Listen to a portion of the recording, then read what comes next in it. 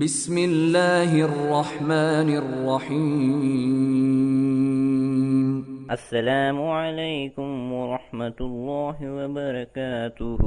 بسم اللہ الرحمن الرحیم، نحمده ونصلي ونسلم على رسوله الكريم وعلى آله وأصحابه أجمعين۔ اللهم صل على سيدنا ومولانا محمد وعلى آل سيدنا ومولانا محمد وبارك وسلم عليه۔ قال الله تبارك وتعالى في القرآن المجيد والفرقان الحميد: أعوذ بالله من الشيطان الرجيم، بسم الله الرحمن الرحيم، فقلت استغفروا ربكم إنه كان غفارا يرسل السماء عليكم مدرارا ويمددكم بأموال وبنين ويجعل لكم جنات ويجعل لكم أنهارا ما لكم لا ترجون لله وقارا وقد خلقكم أطوارا۔ وقال النبي صلى الله تعالى عليه وسلم: إن الله تعالى يبسط يده بالليل ليتوب مسيء النهار ويبسط يده بالنهار ليتوب مسيء الليل، وكما قال عليه الصلاة والسلام۔ اللہ کی خصوصی رحمتوں کا عشرہ گزر چکا ہے، مغفرت کا عشرہ شروع ہو چکا ہے۔ کچھ اعمال ایسے ہیں جو انسان کو اللہ کی مغفرت کا حقدار بنا دیتے ہیں، اور ان اعمال میں سے ایک عمل توبہ اور استغفار ہے۔ توبہ اور استغفار ایسا عمل ہے جو انسان کو اللہ کی رحمت کا حقدار بنا دیتا ہے، بلکہ اس عمل کو تو قرآن کریم یوں کہتا ہے کہ یہ عمل انسان کو اللہ کی مغفرت کے ساتھ ساتھ اللہ کی رحمت کا بھی حقدار بنا دیتا ہے۔ قرآن کریم نے انسان کو استغفار کی بڑی ترغیب دی ہے۔ کہیں اس کا حکم دیا: توبوا الی اللہ جمیعا ایھا المؤمنون لعلکم تفلحون، حکم دیا کہ اللہ سے توبہ کرو، اللہ سے استغفار کرو۔ اور کہیں قرآن کریم نے استغفار کرنے والوں کی تعریف کی: وبالاسحار هم یستغفرون، کہ اللہ کے جو نیک اور ولی لوگ ہوتے ہیں یہ صبح اور سحری کے وقت اللہ سے توبہ اور استغفار کرتے ہیں۔ اور کہیں پر اللہ رب العزت نے اسے انسان کے گناہوں کی معافی کا ذریعہ اور سبب قرار دیا ہے۔ واستغفر لذنبک وللمؤمنین والمؤمنات، تو استغفار ہر انسان کے لیے ضروری ہے۔ استغفار صرف گناہ کے بعد نہیں ہوتا، یہ ایک غلط فہمی ہے کہ استغفار گناہ کے بعد ہے، توبہ گناہ کے بعد ہے، بلکہ نیکی کرنے کے بعد بھی اللہ سے استغفار ہے، غفلت کے بعد بھی اللہ سے استغفار ہے، اور گناہوں کے بعد بھی اللہ سے استغفار ہے۔ آپ صلی اللہ علیہ وسلم کا معمول تھا، حضرت ثوبان رضی اللہ تعالیٰ عنہ ارشاد فرماتے ہیں آپ علیہ السلام جب نماز کا سلام پھیرتے تو 3 مرتبہ بآواز بلند استغفر اللہ استغفر اللہ استغفر اللہ کہا کرتے۔ نماز پڑھ کے کوئی گناہ تو نہیں کیا، نماز پڑھ کے کوئی گناہ تو نہیں کیا، کیا مقصد ہے کہ جیسے نماز پڑھنی چاہیے تھی ویسے پڑھ نہیں سکا، اس لیے استغفار کرتا ہوں۔ نماز کے ابتدا کی کمی ہے تو پہلی مرتبہ استغفار وہ ہے، درمیان میں کوئی کمی کوتاہی رہ گئی ہے تو دوسری مرتبہ استغفار اس لیے ہے، اور انتہا میں کوئی کمی رہ گئی ہے تو تیسری مرتبہ استغفار اس لیے ہے۔ اسی طرح قرآن کریم نے حج کے بارے میں فرمایا: ثم افیضوا من حیث افاض الناس واستغفروا اللہ، کہ لوگ جب مزدلفہ چھوڑ کر لوگ جب عرفات کی طرف چلیں تو عرفات کی طرف جاتے ہوئے راستے میں اللہ سے توبہ اور استغفار کرتے جائیں۔ عرفات کی طرف جانا کوئی گناہ نہیں، لیکن انسان کو نیکی کے ساتھ بھی استغفار سکھایا گیا کہ تمہاری نیکیاں بھی اس قابل نہیں ہوتی کہ اللہ کی بارگاہ میں شرط قبولیت انہیں عطا کیا جائے۔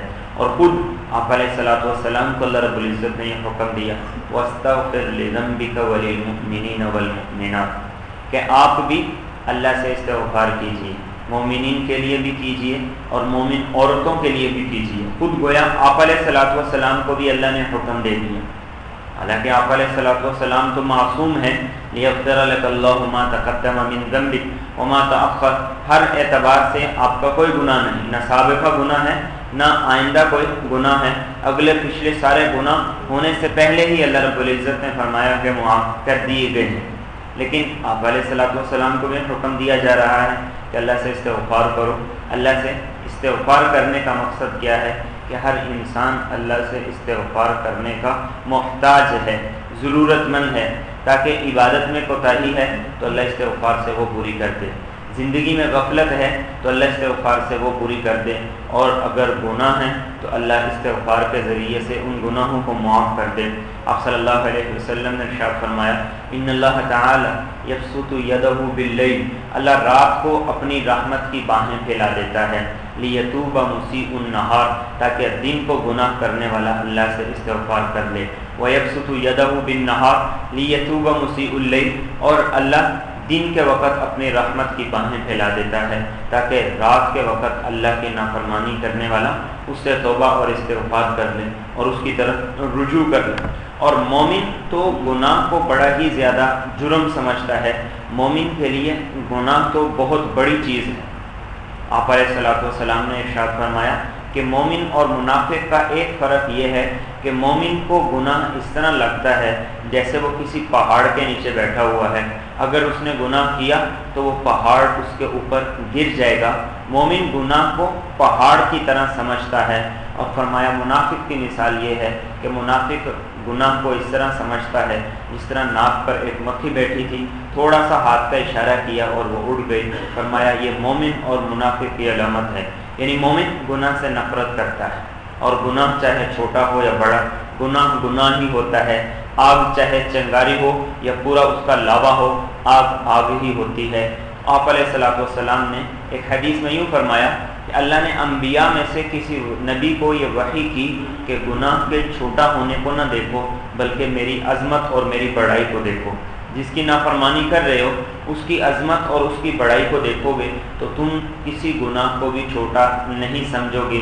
یہ چھوٹا اور بڑا تو اللہ نے یہ کیا ہے مجھے اور آپ کو سمجھانے کے لیے کہ چھوٹے گناہ وہ ہیں جن سے بغیر توبہ کے معافی ہو جاتی ہے، چھوٹے چھوٹے اعمال سے معافی ہو جاتی ہے، اور بڑے گناہ جن کے بغیر توبہ کے معافی ہوتی ہی نہیں ہے، جن کے قریب بھی نہیں جانا چاہیے۔ یہ تو اللہ نے اس لیے بیان کیے، اس لیے نہیں بیان کیے کہ چھوٹے گناہ کرتے رہو تو بڑے گناہ نہ کرو، بلکہ جو چھوٹے گناہ کرے گا، جو کثرت سے چھوٹے گناہ کرے گا، وہ بڑے بڑے گناہوں میں بھی مبتلا ہو جائے گا۔